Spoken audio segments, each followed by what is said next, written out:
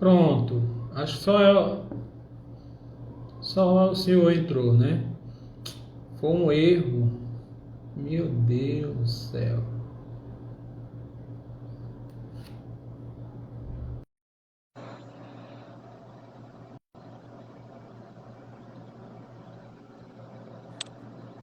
Padre, cometi esse erro, peço desculpa, de verdade, é porque eu estava usando agora há pouco, mandando mensagem, mas é por aqui, pessoal daqui, né?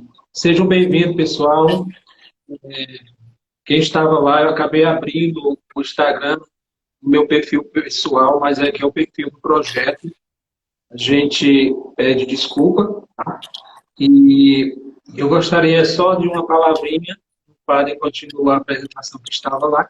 Eu sou o padre Paulo Olimpo, sou diretor espiritual do projeto Homens de Família, que surgiu deste ano, no ano de São José, com o objetivo de resgatar a identidade do homem à luz de São José. Ou seja, trabalhar a masculinidade, trabalhar o ser pai, o ser jovem, o ser homem de Deus, à luz de São José. Então, esse é o intuito desse projeto Homem de Família. Então, é isso. Então, se você quiser conhecer mais, nos siga, tá bom?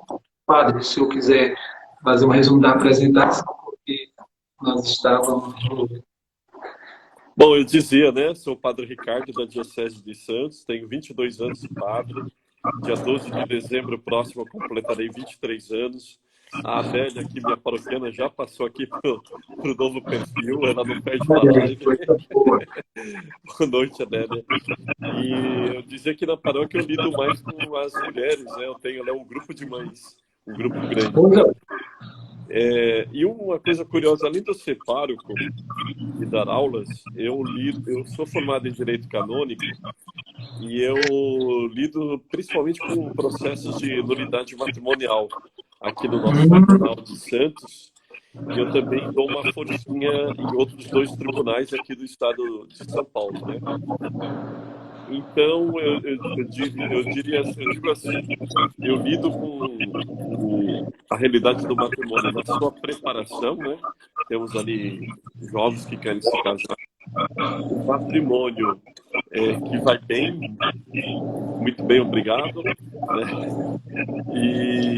Infelizmente, também a gente lida com essa realidade, quer dizer, a gente acaba lidando com uma realidade que infelizmente existe, que é o do matrimônio fracassado.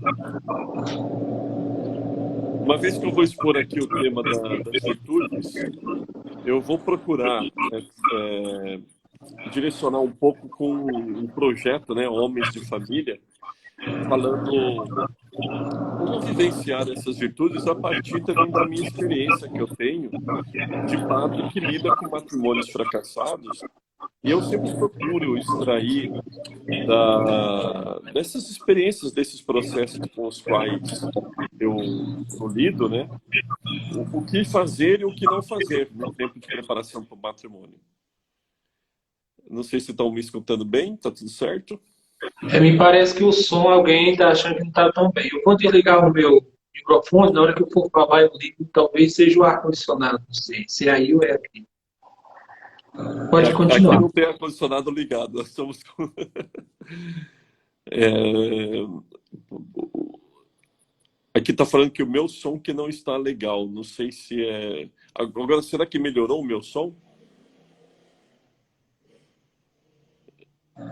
Eu estou ouvindo bem aqui. Não sei, talvez seja bem.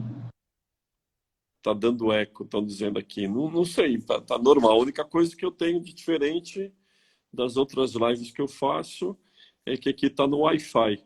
Mas, bom, melhorou, tá dizendo. Estão dando retorno aqui de que melhorou. Bom, agora está ótimo falado também. Bom, vamos falar um pouquinho das virtudes. Eu vou dar uma introdução sobre o tema das virtudes. A gente deve considerar as virtudes como, primeiro, aquelas humanas ou cardeais, né? Quando a gente fala de virtudes cardeais, é que elas acabam puxando por outras virtudes também, não? Então, são aquelas virtudes que ligam outras virtudes. Então, nós estamos falando da virtude da prudência, da justiça, da fortaleza e da temperança, nesta ordem. É importante notar que deve ser essa ordem. Primeiro vem a virtude da prudência, depois a da justiça, depois a da fortaleza, depois da temperança. Ou seja, ninguém pode ser justo se não for prudente. Ninguém pode ser forte se também não for justo e prudente. Ninguém pode ser temperante se não for forte, justo e prudente. Nós também temos outras 3 virtudes que são superiores a essas, que são as virtudes teologais: fé, esperança e caridade, mas que elas dão como que uma força, né? Uma forcinha a mais para essas 4 virtudes humanas. Elas acabam como que revigorando as 4 virtudes cardeais. Bom, o tema das virtudes ele é tratado desde a antiguidade clássica grega, né? Então, aqueles filósofos clássicos que pelo menos uma vez na vida todo mundo já ouviu falar, Sócrates, Platão e Aristóteles, eles já falavam da virtude. Então, um tema antiquíssimo, né? Por exemplo, a virtude do grego como arete, que quer dizer excelência. A alma que vai trabalhando, né? vai se empenhando para ela ser boa e perfeita. Platão, por exemplo, ele vai falar de 4 virtudes como temperança, coragem, sabedoria e justiça, que são essas virtudes cardeais que eu citei inicialmente. Aristóteles, que também é grego, é lá da antiguidade clássica, ele vai falar da virtude como uma atividade da alma que busca se realizar dentro da sua própria função. Então, a virtude ética, segundo Aristóteles, é uma disposição, né, estável, uma disposição estável da pessoa para agir segundo a sua reta razão e segundo o justo meio. É de Aristóteles aquela expressão assim: a virtude está no meio, in medio virtus, né? Mas claro que a gente não pode considerar alguma coisa virtuosa que esteja no meio entre algo bom e algo ruim, né? Tem que ser entre 2 coisas boas. Bom, isso vocês não precisam assim guardar, mas é só para a gente dar um pontapé inicial dizendo que o tema da virtude ele é antiquíssimo, tá? O cristianismo vai assimilar essa reflexão a respeito das virtudes que foi feita pelos gregos clássicos, por Sócrates, Platão e Aristóteles, né? Mas sobretudo Platão e Aristóteles, e mais ainda Aristóteles. Alguns santos da antiguidade e da Idade Média, eles trabalharam o tema das virtudes, e o que mais se destaca é Santo Tomás de Aquino, que ele vai pegar o pensamento de Aristóteles e vai cristianizar o pensamento de Aristóteles. Vamos dizer assim, a base filosófica do pensamento de Santo Tomás de Aquino, ou a estrutura filosófica de Santo Tomás de Aquino, o pensamento filosófico de Santo Tomás de Aquino, que também era um teólogo, é o pensamento ou a estrutura de Aristóteles, que é grego. Bom, então Santo Tomás de Aquino vai trabalhar o tema das virtudes, que ele vai dizer que é uma moral da felicidade, ou seja, praticar as virtudes é viver a felicidade. A prática das virtudes humanas, e depois nós vamos acrescentar aí as virtudes teologais, que são superiores àquelas humanas, mas as humanas nós não podemos prescindir delas, ou seja, vou ficar só com as virtudes teologais, eu não quero saber das virtudes cardeais. Não, nós precisamos trabalhar as virtudes. Os homens precisamos trabalhar as virtudes, não só os homens e as mulheres. De vez em quando eu vou aqui frisar os homens, porque o projeto é homens de família, mas as mulheres se sintam todas incluídas naquilo que for geral e próprio também das mulheres. Temos mulheres seguindo aqui o nosso projeto e mostrando para os maridos, para os esposos, para os irmãos, para os pais, né? A importância de ser um homem de família. Muito bem.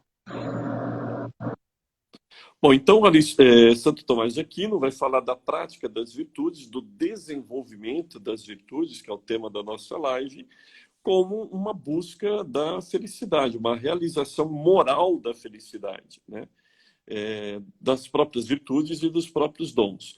Ele vai dizer que Deus colocou no coração de todo homem e de toda mulher o desejo de felicidade, a aspiração pela verdade e a bondade.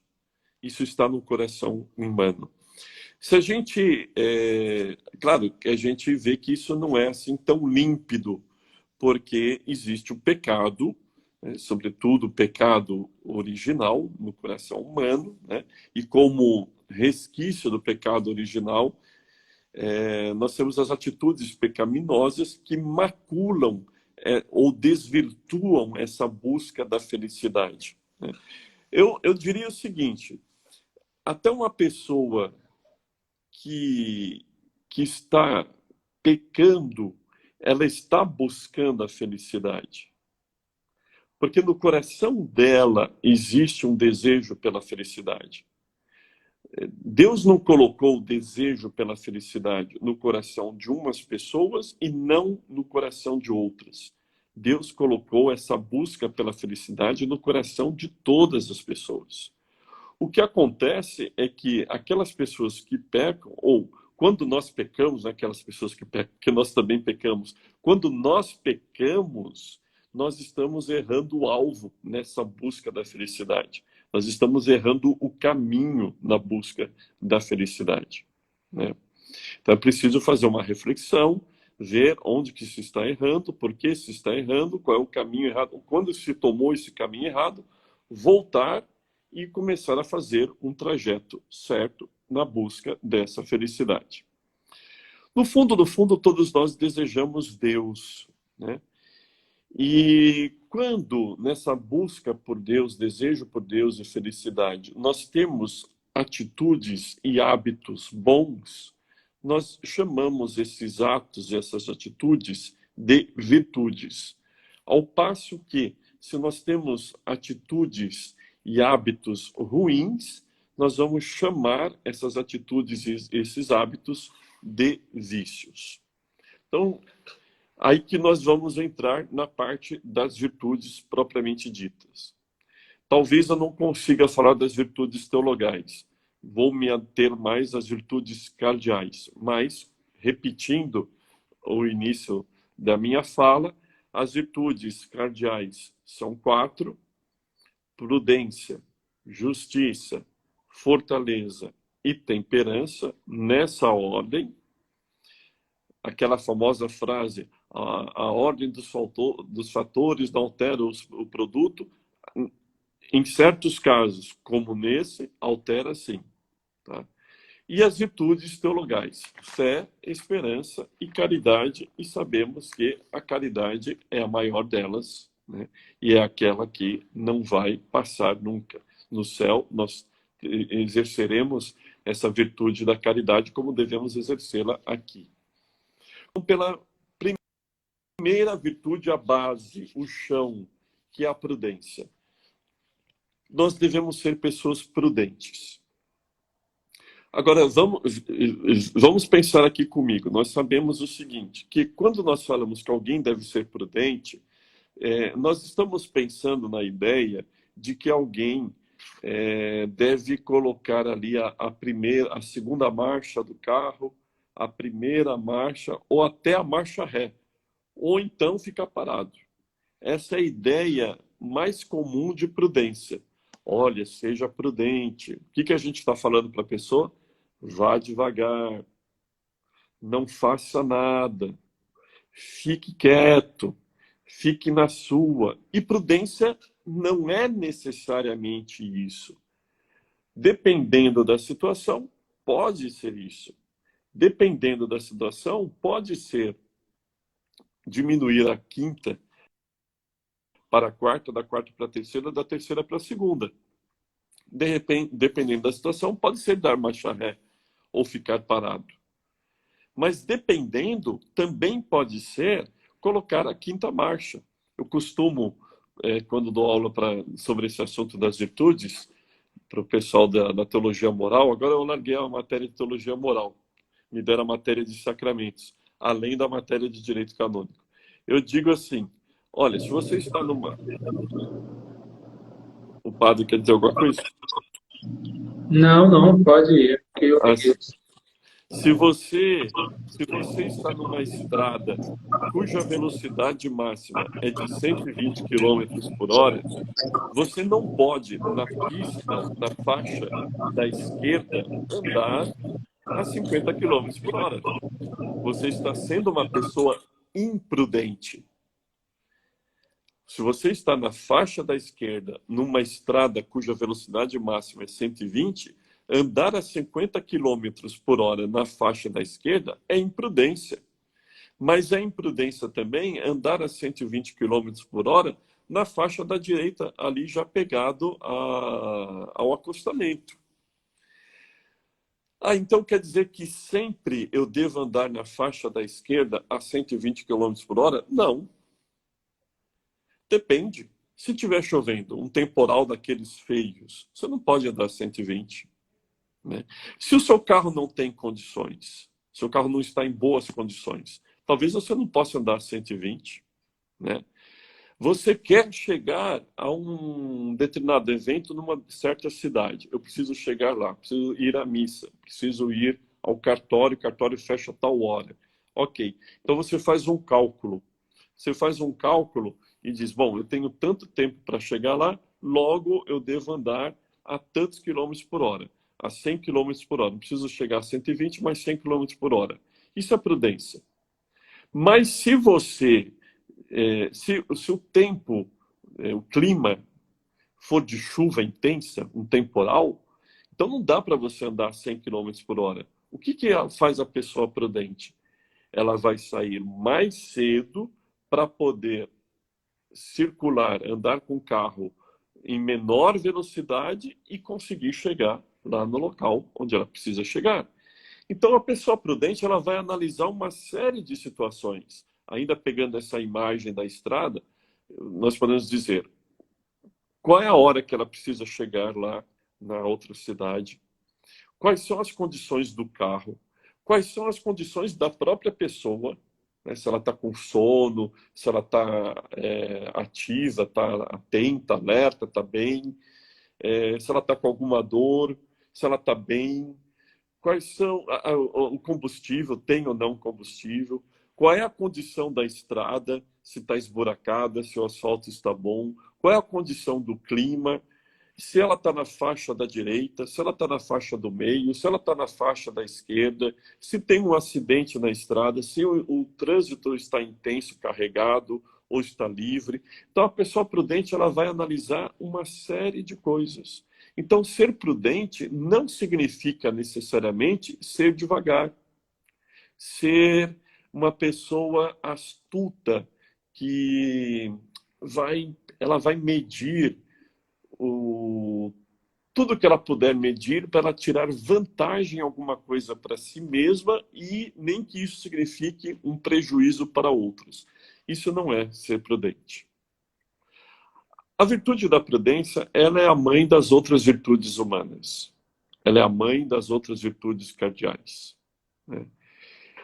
É em busca do bem que a pessoa boa pratica a prudência. A prudência, ela vai dar o sabor, o limite, ela vai modelar as outras virtudes da justiça, da fortaleza, da temperança. Ela vai dar essa forma, né? Então, a prudência, o que vem a ser a prudência? A prudência é uma orientação, eu vou me orientar, né? É a orientação do meu querer e do meu agir para a verdade e para a realidade objetiva de um bem que eu quero alcançar. Então, vamos dar aqui exemplos práticos. Se eu quero viver um matrimônio santo, eu devo me perguntar, quais são as atitudes que eu devo ter para isso? Eu conheço o que é um matrimônio. Quando eu vou me casar, ou me casei, eu sei o que a igreja pede de mim por experiência que ela tem, por revelação bíblica, etc. O que ela pede de mim com relação ao matrimônio? eu quero viver a fidelidade conjugal. Eu prometi a fidelidade conjugal. Seja na entrevista com o padre, seja na celebração do matrimônio. Agora, quais são as minhas atitudes para eu alcançar essa fidelidade conjugal? O que eu estou fazendo ou o que eu devo deixar de fazer para que eu viva esse bem da fidelidade conjugal? Vamos dar um outro exemplo de quem está ainda solteiro, ainda não se casou. A pessoa deve se perguntar: eu tenho, no momento, condições de me casar? Condições econômicas? Não preciso ser um milionário, não preciso nadar em dinheiro, mas eu tenho condições mínimas para não viver de favores e não poder sustentar ali a minha família.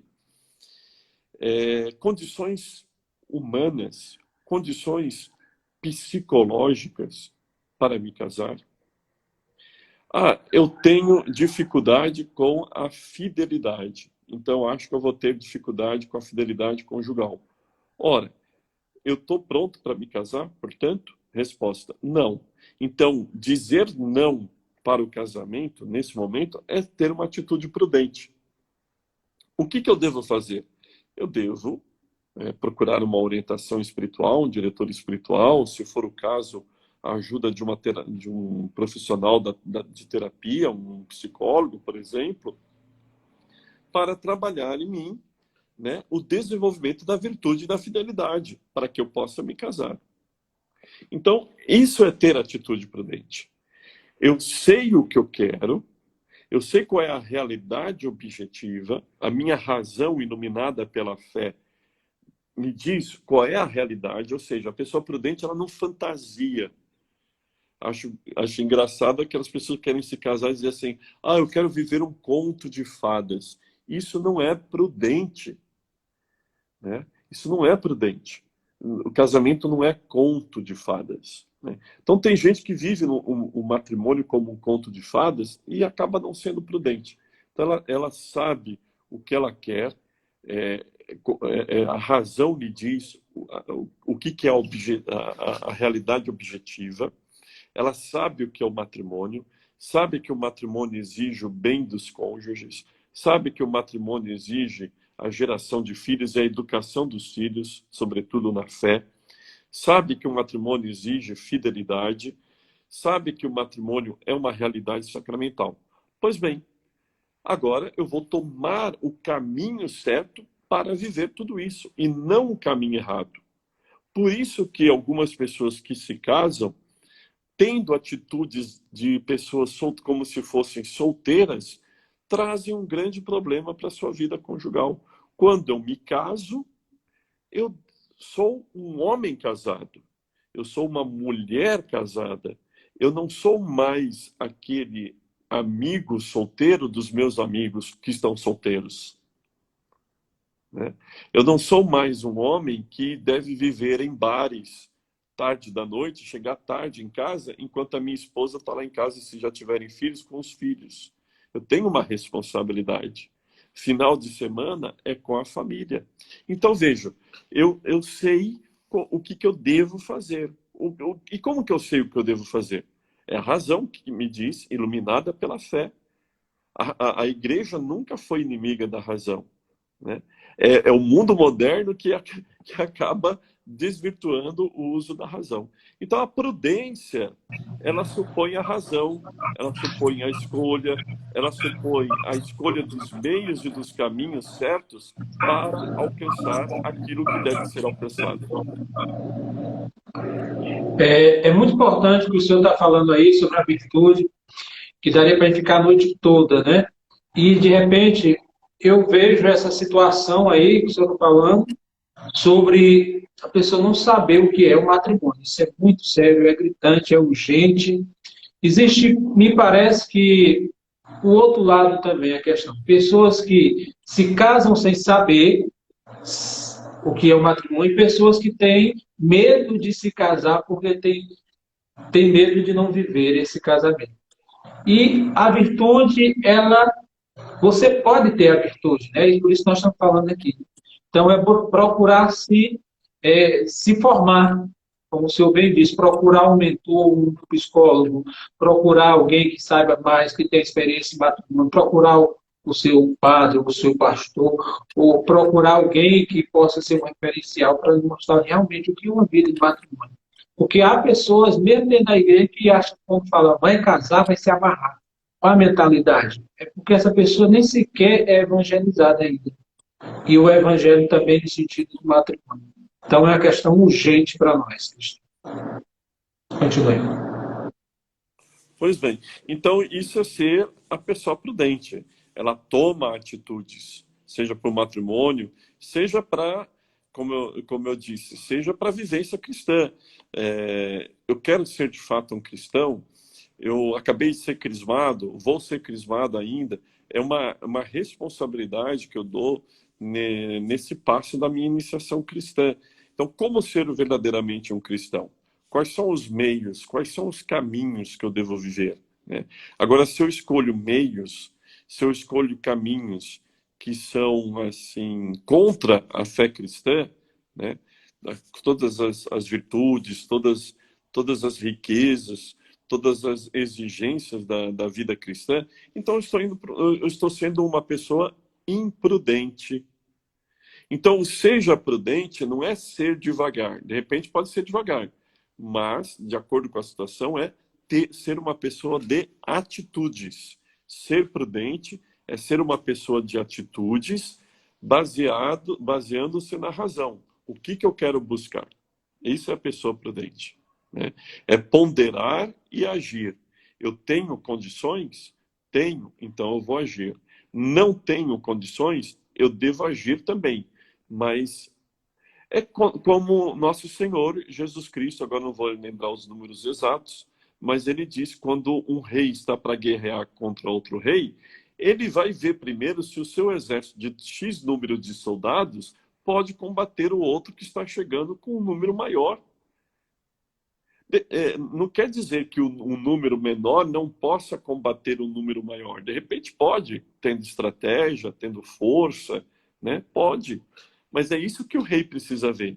Embora meu exército seja de número menor de soldados, os meus soldados são mais fortes. Os meus soldados conhecem melhor o território. Nós temos a melhor estratégia para isso, sim, podemos combater. Agora, se não puder combater, eu não vou combater agora. Né? Então, a função da prudência, dessa primeira virtude humana cardeal, é encontrar os meios e os caminhos adequados para os fins que eu quero alcançar. Né? É encontrar os meios adequados para a realização aqui e agora de uma orientação fundamental do ser humano. Como eu posso me realizar? Como eu posso ser feliz? Né? Não é aquele conceito assim de felicidade descompromissada. É um conceito de felicidade baseado, esse conceito, no Evangelho. Né? É aquela felicidade que Deus, aquela busca da felicidade que Deus colocou no nosso coração. Não é simplesmente um bem-estar, como a sociedade em que nós vivemos hoje. É ser feliz de acordo com a palavra de Deus. Então, mas como fazer isso? Se eu tenho sido uma pessoa egoísta, se eu tenho sido uma pessoa que só pensa em mim mesmo, eu estou tomando um caminho completamente errado em termos de virtude da prudência. E eu estou lá, a 120 quilômetros por hora nesse caminho de uma felicidade entendida como cada um por si, Deus por todos. Eu que vou buscar meu lugar ao sol, não quero nem saber dos outros. Então estou lá a 120 quilômetros por hora. Opa! Aí depois eu acabo me sentindo o quê? Frustrado. Né? Posso me sentir frustrado. Quantas vezes a tristeza é expressão de uma vida pecaminosa, de escolhas erradas que a pessoa faz, né? De errar o alvo, errar o caminho. Então voltemos atrás. No caso de escolhas pecaminosas, de pecados, busquemos façamos um bom exame de consciência e busquemos um sacerdote para expressar ali, confessar os nossos pecados e recomeçar a vida com atitudes certas, fazendo escolhas certas, fazendo renúncias certas. E não é, e o prudente, ele não vai colocar a mão no fogo onde ele sabe que ele pode se queimar. A segunda virtude é a da justiça. Então, como eu havia dito, não pode haver um homem justo, uma pessoa justa, que não seja prudente. Uma pessoa prudente, ela vai se tornar uma pessoa, ela poderá se tornar uma pessoa justa. Então, uma outra virtude para que nós exercitamos é a virtude da justiça. Deus pede de nós que nós sejamos pessoas justas. Há várias definições de justiça. Uma das mais clássicas é aquela, é dar a cada um o que lhe é devido. De maneira que, quando eu retenho algo para mim que é do outro, eu estou sendo injusto. Ou quando eu tiro algo que é do outro, retiro daquela pessoa que é dela, eu também estou sendo injusto. O que é ser justo? É exercer a retribuição, é exercer, é pagar um débito. É pagar um débito. Então, a pessoa justa é aquela pessoa que ninguém dá para ser justo sozinho. Ninguém dá para ser justo sozinho. Então, a prática da virtude da justiça supõe eu considerar a existência das outras pessoas. Supõe eu considerar a existência das outras pessoas. Isso inclui também a minha própria família. Veja, quando um casal de namorados coloca o carro na frente dos bois, se antecipa nas coisas e não vive a castidade no namoro, no noivado, um está sendo, não só está pecando contra a própria castidade, mas está sendo injusto com a outra pessoa. Está sendo injusto com a outra pessoa. Além disso, o conceito de justiça supõe a busca do bem comum. Então, cada um deve se perguntar, como eu posso ser uma mulher, uma esposa justa? Como eu posso ser um homem, um marido justo? Um pai justo com meus filhos? Eu tenho sido um pai justo com todos os meus filhos? Claro que, em primeiro lugar, há o dever de amar. Os pais são chamados a amar seus filhos. Mas esse amor dos pais com os filhos também deve ser um amor justo. Também deve-se ali na família se praticar a justiça. Então, praticar a virtude da justiça é considerar o outro. Há uma outra pessoa. Eu não estou sozinho nesse mundo. Eu moro num bairro, eu moro numa cidade, eu moro num país, eu sou cidadão de um país, né? Eu participo de uma comunidade paroquial, né? O padre participa de uma comunidade paroquial, ele está à frente, ele é o animador dessa comunidade paroquial, ele também deve ser justo com todos, né? Há um outro ali que é portador de direitos, e eu me reconheço como em débito com essa outra pessoa. Em débito de tudo? Não, claro que não é em débito de tudo. Uma pessoa que não quer trabalhar, ela não eu não sou devedora dessa pessoa que não quer trabalhar. Eu não tenho a obrigação de sustentar alguém que, tendo condições de trabalhar, não quer trabalhar. Não quer trabalhar. Né? Agora, se eu tenho funcionários, eu devo ser justo no salário com relação aos meus funcionários, né? Por exemplo. Né? Vamos colocar alguns exemplos na vivência familiar, matrimonial, como nós fizemos com relação à prudência.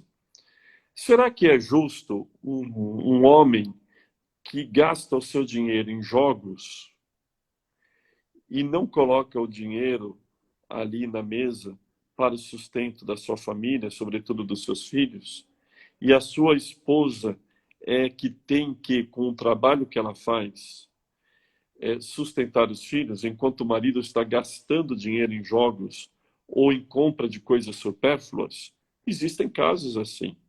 Então, esse homem, ele está sendo injusto, porque antes de tudo ele foi imprudente. E agora está sendo injusto para com a sua família.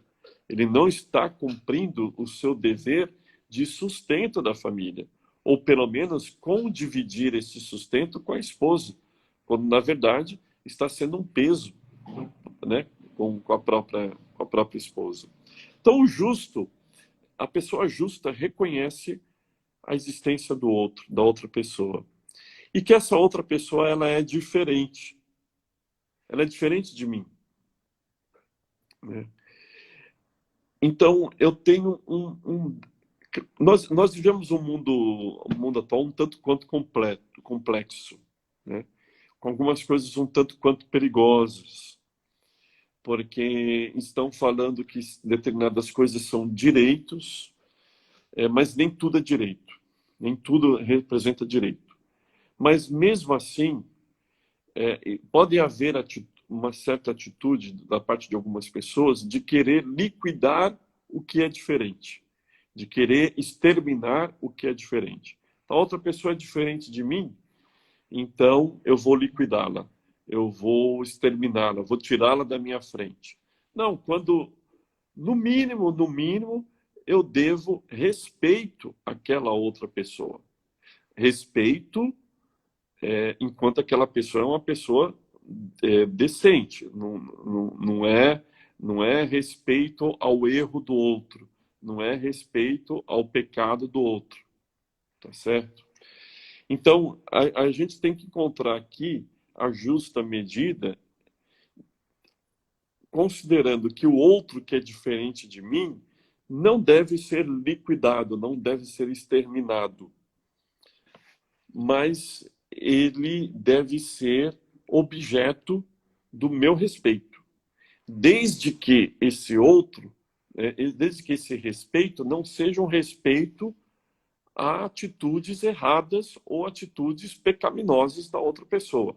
É uma situação tanto quanto complexa, mas que vai exigir aqui do exercício da prudência. Vamos colocar um exemplo. Você tem ali 2 filhos na sua família.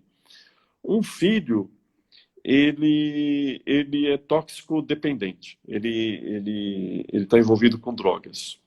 O outro filho, não, ele está certinho na vida, está estudando, está trabalhando, está batalhando, etc. Mas só que esse filho, dependente de drogas, ele está sendo um grande estorvo na família, porque ele está, por exemplo, roubando dinheiro da casa, ele está roubando dinheiro do próprio irmão para poder pagar dívida de droga, etc.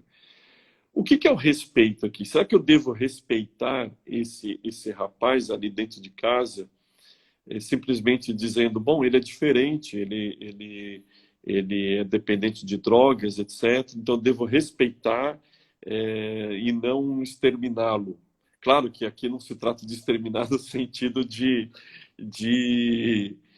ferir a pessoa, de machucar a pessoa, de agredir a pessoa e muito menos de matar a pessoa, pelo amor de Deus, não é isso.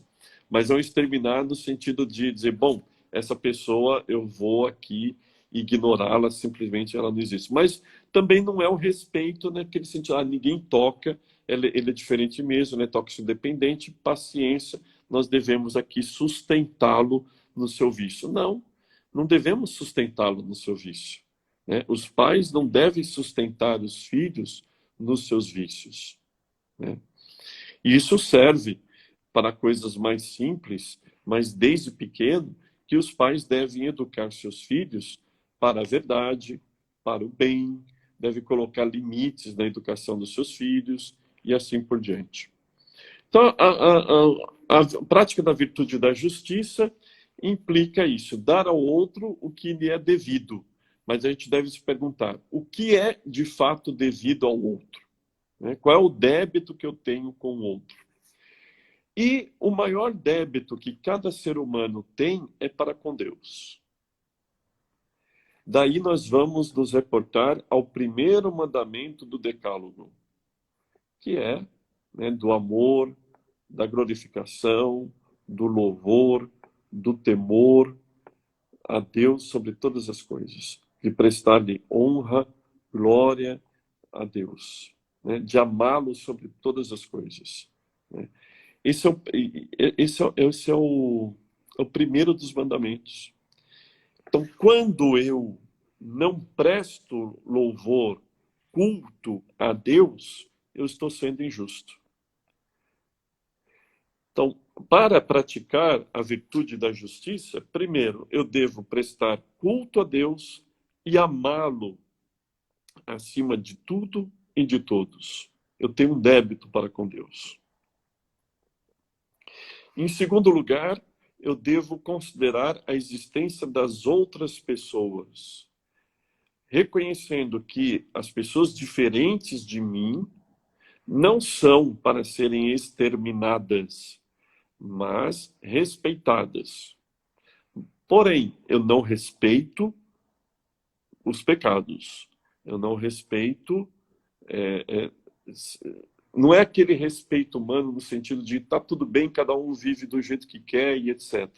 Mas a gente não deve ser condizente, né, ou conveniente, né, ou conivente, melhor dizendo, com aquilo que é pecado. Vamos falar da terceira virtude.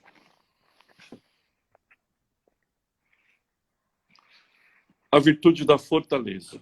Essa aqui dá para entender melhor, porque a da justiça ela é um tanto quanto complicada, reconheço, né? É muito mais teórica. Agora, as próximas duas virtudes, elas são muito mais práticas. A virtude da prudência é bem teórica.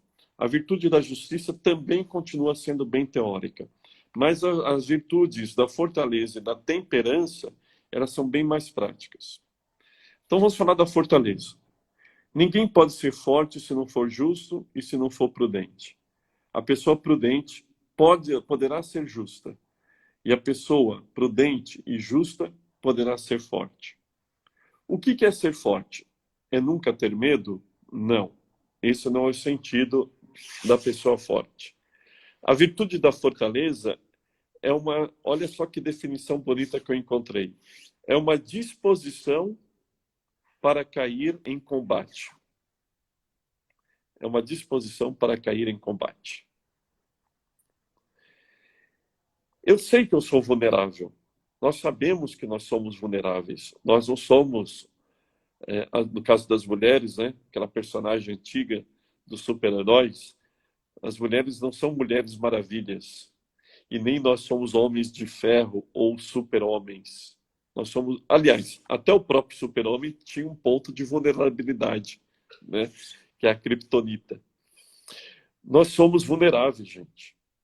Mas a vulnerabilidade não precisa nos tornar pessoas fracas. Ser forte é ser capaz de receber um ferimento na luta. Mas a luta pelo quê? A luta por um bem. Um homem e uma mulher fortes, eles lutam pelo bem da sua família. E eles sabem que eles podem ser feridos nesse bem.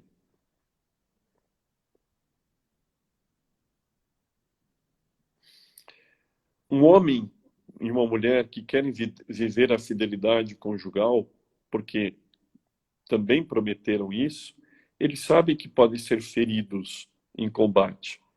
O ferimento em combate, nesse caso que eu estou falando, não é a prática da infidelidade, mas é a dor por renunciar a determinadas possibilidades.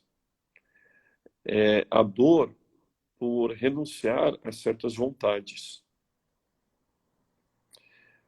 Quando nós temos certas vontades e certos desejos, e nós não somos satisfeitos nessas vontades e nesses desejos, Isso nos causa alguma dor, algum ferimento, entre aspas.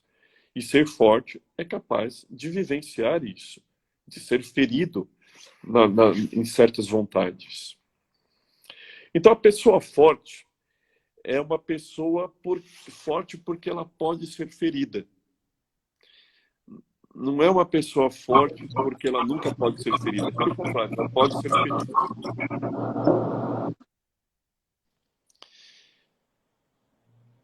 Esse ferimento pode significar o quê? A violação de uma vontade. Pode significar receber alguma ofensa. Pode significar uma contrariedade. Pode significar qualquer coisa negativa na minha vida, qualquer coisa que me magoe, que me prejudique, que me atemorize ou que me oprima. Não que eu vá buscar a mágoa. Vou dar exemplos. Se você tiver medo de ser magoado, você nunca vai ter uma amizade. Você nunca vai namorar. Você nunca vai casar. Você vai ser uma pessoa ali numa redoma, bonitinho, bonitinha. Alguém vai lá colocar Você vai ser uma plantinha ali. Alguém de vez em quando vai colocar água, adubo, mas aquela plantinha lá no canto. Aquele bibelô lá na lojinha, tal. Mas a vida, para ser vivida em relacionamento com os outros, supõe ser ferido no relacionamento com as pessoas. Supõe ser ferido. É a aventura de viver. Então, não é que eu busque a mágoa, eu busco as amizades sinceras. Não é que eu busque a mágoa, mas eu busco um namoro bom, santo, virtuoso, em vista do matrimônio. Não é que eu busque a perseguição, mas é que eu busco a coerência da minha fé cristã. E quem busca a coerência da fé cristã poderá ser perseguido dentro ou fora da igreja. É só pegar o exemplo dos santos. É só Pode pegar continuar. só pegar o exemplo dos santos. Os santos e santas, mesmo uma santa assim tão doce como Santa Teresinha do Menino Jesus e da Sagrada Face, né? Foram santos, são pessoas fortes, são pessoas que foram fortes. Elas não tiveram medo de viver. Elas não buscaram as ofensas, mas os santos foram ofendidos. Santo Antônio foi ofendido, Santa Catarina de Sena foi ofendida, mas ela buscava um bem maior. Então, ser forte é a busca da vivência de um bem maior, alcançar um bem maior. Pode ser a coerência da fé cristã, pode ser um matrimônio verdadeiramente cristão, pode ser a vivência de um namoro santo, pode ser a minha honestidade como um funcionário, uma funcionária numa determinada repartição, local de trabalho, né? Mas eu corro o risco de ser ferido. É sabendo que eu corro o risco de ser ferido que eu continuo firme naquele meu caminho. Esse é ser forte. Então, o ferimento é qualquer coisa que venha me contrariar, né? Quando às sextas-feiras eu faço penitência, me contrariando uma vontade, eu estou no exercício da virtude, da fortaleza, né? Quando um casal diz, olha, vamos gerar uma vida, se Deus nos abençoar, Deus assim quiser, nós vamos gerar uma vida. Mas eles sabem o que virá pela frente, sobretudo com uma criança, um nenenzinho. Eles sabem que vão ter noites perdidas, noites de sonos perdidas. Ele sabe que vai dormir pouco e no dia seguinte tem que ir trabalhar, ou limpar a casa, ou fazer não sei o quê, né? sabe que vai ser ferido, que ferimento aqui como uma contrariedade de um gosto de dormir a noite inteira, mas que vale a pena por gerar uma vida e dizer, eu sou pai, eu sou mãe, né?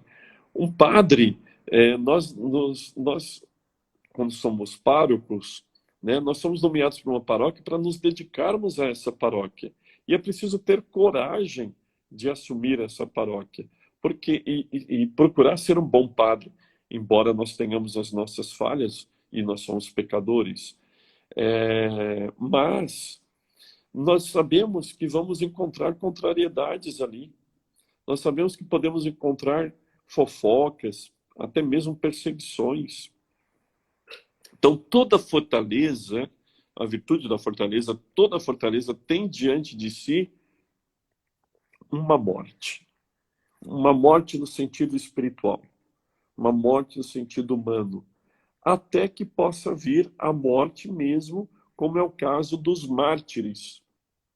Os mártires da vida cristã, eles são o exemplo de virtude da fortaleza. O martírio é a raiz de toda a fortaleza cristã. Tanto é que o martírio ele é entendido não como uma derrota, mas como uma vitória. Por isso que os mártires eles têm a palma, né, da vitória. Então, quando você vê uma imagem de um santo, de uma santa com uma palma, uma planta, né, uma palma, logo sabe, bom, aqui essa aqui é uma santa mártir. Ela foi mártir, porque ela tem a palma da vitória. Ela ganhou, ela saiu vitoriosa da vida, de que forma? Morrendo. Porque os mártires aceitaram o sofrimento, lutando pelo bem, lutando pela fidelidade ao evangelho, lutando pela fé, né? Então, a fortaleza, eu repito, essa disposição para cair em combate, mas porque se está lutando por um bem, não porque se está buscando a morte, mas porque se está buscando a vida. Ela é temperada pela prudência e pela justiça, né? Não significa expor-se ao perigo, simplesmente pelo perigo. Não é amar o perigo, é amar o bem, é lutar, né? Então, essa é a essência da virtude da fortaleza, que não é, não é a ausência do medo. Eu tenho medo. Será que vai dar certo esse casamento? O que poderá vir? Mas eu enfrento. Eu estou disposto, eu estou disposta a dizer sim, né? Já somos casados. Vamos dar uma vamos virar a mesa do nosso matrimônio, que está tão assim, está tão murchinho, está tão sem virtude cristã, sem vitalidade cristã. Vamos virar a mesa?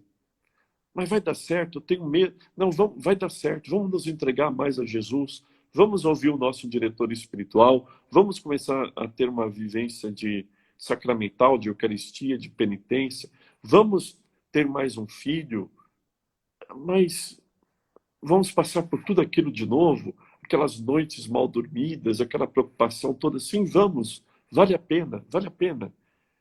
Mas eu tenho medo. Não, mas vamos juntos. Eu vou junto com você. Nós vamos caminhar juntos. Então, a fortaleza não é a ausência de medo. É experimentar o medo, mas é não se deixar dominar pelo medo. Para quê? Para poder realizar um bem, chamado matrimônio, família, paternidade, maternidade, coerência da fé cristã, luta pela justiça, etc. Finalmente, falemos da temperança. Temperança. Agora vamos para a temperança, né, pai? Isso, temperança. Muito bem. A temperança é a ordem, pronto, é ordenar a vida.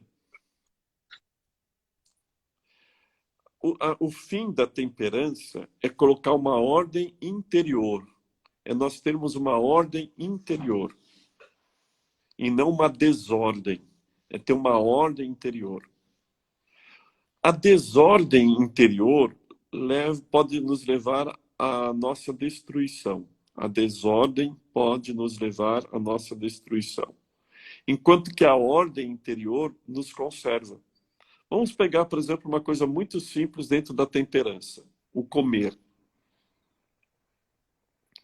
Se eu como demasiadamente, falando, como muito, no café da manhã, entre o café e o almoço, no almoço, entre o almoço e a janta, na janta, antes de dormir ainda faço mais uma boquinha, como demasiadamente, eu estou sendo intemperante.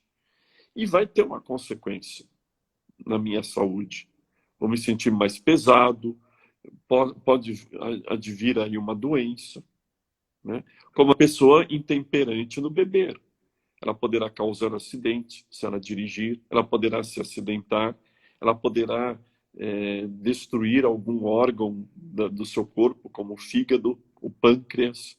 Então, a intemperança é uma desordem e que leva à destruição, né?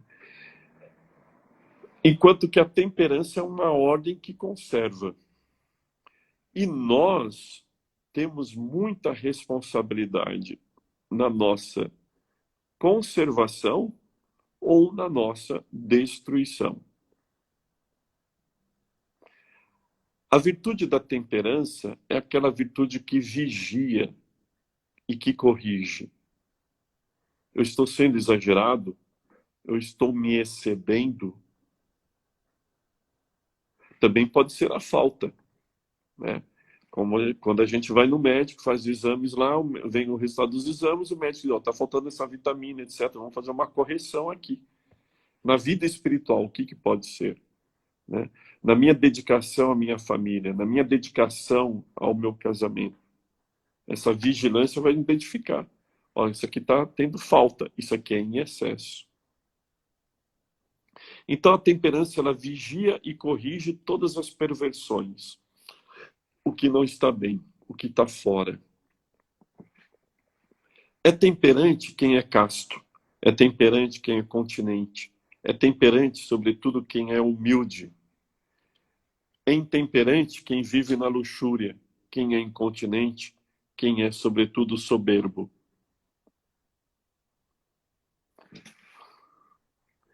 Eu posso viver a temperança dos meus instintos sexuais. Todos nós temos instintos sexuais, todos. Deus não criou um homem e uma mulher sem instinto sexual. Todos temos instintos sexuais. O que significa ser temperante nos instintos sexuais? Eles não são nem bom nem ruim, pelo contrário, em si mesmo eles são bons, têm uma finalidade boa, que no matrimônio vai significar o encontro entre um homem e uma mulher e a possibilidade da geração da prole, dos filhos, da continuidade da espécie, né? Mas são o matrimônio é o lugar da realização desses instintos, da satisfação desses instintos, mas não de qualquer maneira. Não está sendo virtuoso quem justifica qualquer prática de sexualidade porque é casado. Não está sendo virtuoso. Existem certas aberrações, existem perversões, né? Então, há que ser virtuoso também, no caso aqui, temperante, na vivência da conjugalidade e da sexualidade com seu marido, com a sua esposa. Colocar o carro na frente dos bois antes de casar, não ter a prática da castidade como namorados, como noivos, traz uma série de comprometimentos. Uma delas, inclusive, é cegar a vista, porque você está atraída sexualmente falando, pelo seu namorado, pela sua namorada, você deixa de enxergar determinadas coisas que serão importantes serem enxergadas para você dizer sim ou não para o matrimônio com essa pessoa, né? Também pratica a virtude da temperança quem é casto. O que é a castidade? A castidade é ordenar pela razão a força sexual. Existe a castidade para quem é solteiro. Existe a castidade, no caso dos sacerdotes, que aí ela é vivenciada de forma celibatária. Existe a castidade do homem e da mulher casado, que não significa não ter atos sexuais. Pelo contrário, é até um ato de justiça ter o ato sexual com o seu cônjuge, né? Mas é ordenar de modo casto este ato sexual. A luxúria, que é o contrário da castidade, e é um ato intemperante, ela acaba cegando o espírito. Outra vivência da temperança, o jejum. O jejum é renunciar ao comer. Renunciar ao comer por necessidade ou quando algo, uma realidade me exigir. Por exemplo, a igreja coloca o jejum na quarta-feira de cinzas e na sexta-feira santa. São 2 dias obrigatórios de jejum. Isso não quer dizer que eu não possa fazer em outros dias. Eu até recomendaria que você, com orientação do seu diretor espiritual, procurasse praticar mais dias de jejum, mas com a orientação do diretor espiritual, porque tem gente que assim que acha que a vida cristã é só praticar penitência e fazer jejum. E tem umas pessoas aí com uns parafusos meio soltos, então precisa apertar uns parafusinhos. E para algumas pessoas vai ser muito virtuoso praticar mais dias de jejum, mas para outras pessoas, naquele momento, não vai ser virtuoso praticar mais dias de jejum. E o diretor espiritual pode discernir melhor essa realidade para cada um. Mas que pode ser uma coisa boa, pode ser uma coisa boa, a prática do jejum, além daqueles dias que a igreja nos obriga para aquelas pessoas em certas condições de saúde, com determinada idade, faixa etária, etc., né? A igreja obriga a prática do jejum, que é uma ordenação, uma ordem no comer, né? Que nos ajuda. Existem mestres da espiritualidade cristã, como São João Clímaco, que diz que a prática do jejum nos ajuda muito na ordenação da castidade, ajuda bastante, né? Além de ser um ato de justiça também, porque a igreja também diz assim, praticando o jejum, você pode depois também destinar aquele dinheiro que você economizou no comer para a caridade com os pobres, com os famintos. Também um ato de justiça, pode favorecer a prática da justiça. Também pratica a temperança quem ordena a sua vista, o seu olhar. Cuidado, sobretudo nas redes sociais, que nós temos aí. As redes sociais hoje, quando nós falamos assim de Facebook, de Instagram, existem outras aí que eu não conheço, não estou nelas, mas a gente já ouve falar, né? Algumas até já são desfavoráveis em si mesmas para que nós sejamos intemperantes no olhar, né? Mas o Instagram tem muita coisa boa, nós estamos fazendo a live aqui pelo Instagram, mas o Instagram, se a gente não tomar cuidado, ele pode favorecer a intemperança no olhar. Não é só o olhar para certas pessoas que se exibem ali, exibem seus corpos, homens e mulheres, né? São, assim, intemperantes, né? Imodestos, pessoas imodestas. Mas é a própria intemperança no olhar de ficar só olhando imagens e deixar de rezar, deixar de ler um bom livro, deixar de lavar uma louça, deixar de conversar com alguém, né? Por quê? Você é intemperante no olhar, você está ali, como se diz, você está lá viciado no olhar, vou olhar, você está olhando ali. E olha uma foto de uma pessoa no campo, a outra pessoa viajando para o Nordeste, lá para as praias do Nordeste, outra foto do sininho, outra foto do churrasco, outra foto do não sei o quê. Só olhando ali, você passa ali 15 minutos, meia hora, 1 hora e meia, só olhando fotos, curtindo ou não. Isso é intemperança, quando você deveria estar rezando, fazendo a lição da faculdade, lavando a louça, conversando com alguém, lendo um bom livro, né? Então, a temperança também ela é exercida pelo olhar. Bom, enfim, padre, claro, haveria muito mais coisas para serem faladas, mas eu penso que eu possa ter ajudado falando isso hoje. Padre, foi uma bênção. Eu creio que todos que participaram, estão participando ainda, que irão ver também, depois vai ficar salva. E foi muito bom, muito bom. A gente poderia ficar aqui, fazer uma jornada, uma noite, um dia, falando. E quantas coisas profundas o Senhor falou. Aquilo que tanto os homens e mulheres gostariam de ouvir, e ouviram, e hão de ouvir também depois. Então, muita gratidão por essas palavras sábias. Quem sabe no outro dia podemos partir para as outras virtudes ou um outro tema específico, né? Porque foi muito bom. E creio que as pessoas que aqui estão aproveitaram bem. As quatro virtudes são elementares na nossa vida, mas que a gente fala elementar, mas que na prática não existe na vida da grande maioria das pessoas. Então, essa palestra, essa aula, vai ajudar muita gente, principalmente os homens que estão neste grupo, também as mulheres. Né? Gratidão, padre.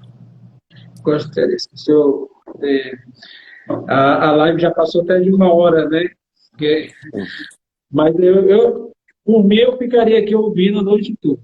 Então, mas eu gostaria que o senhor fizesse aí um arremate, desse suas considerações, tá bom? Muito bem, eu faço aqui a referência à secretária da minha paróquia, que estava acompanhando a gente também, a Marivalda. Ela é sergipana, mas está aqui em Santos há muito tempo, né? Bom, muito obrigado, Padre Paulo, pelo convite. Espero que esse projeto Homens de Família, que envolve também as suas respectivas esposas, né? Tantas mulheres, seja muito frutuoso. Espero ter colaborado na reflexão para vocês, para esse crescimento de vocês, né? E vamos aí praticar as virtudes.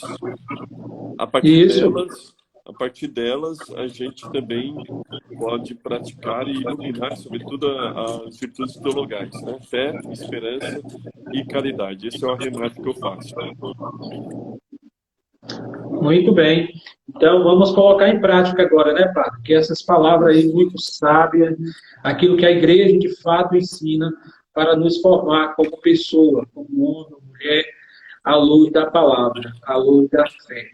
Muito bom. Gostaria que o senhor fizesse oração, desse a bênção final, e também que as pessoas também compartilhassem essa live, quer dizer, que seguisse o projeto, divulgasse, para que ele possa chegar ao máximo possível de pessoas de uma maneira mais especial, ou principalmente aos homens que precisam se ajustarem, que precisam tornarem virtuosos na palavra. Dona Lucinda também está aqui, lá na minha paróquia. Então vamos lá, dar uma bênção. O Senhor esteja convosco. Ele está no meio de nós. Por intercessão de Maria Santíssima, por intercessão de São José, seu castíssimo esposo, abençoe-vos Deus Todo-Poderoso, Pai e Filho e Espírito Santo. Amém. Boa noite a todos. Essa live vai ficar salva e você pode estar acessando ou indicando para alguém. Uma boa noite, pai. Boa noite.